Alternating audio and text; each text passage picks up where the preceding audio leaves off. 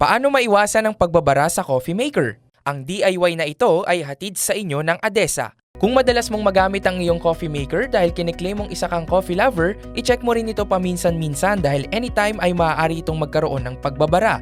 Kaya ano nga ba ang mga dapat mong gawin para ito ay maiwasan? Una, gumamit ka ng filtered o distilled water para maiwasan ang calcium at lime buildup. Ikalawa, pagkatapos mo itong gamitin, ugaliin mong linisin ang removable parts ng coffee maker at patuyuin itong mabuti para maiwasan naman ang moisture buildup.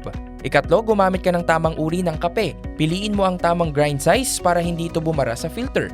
Ikaapat, iwasan mo ang paggamit ng flavored coffee syrup sa reservoir ng coffee maker. At ikalima, pagkatapos mong mag-brew, ay huwag mong iwanan ng natirang kape o tubig sa reservoir. Gets mo ba? Sige nga, do it yourself! Ni Snowy is here at last.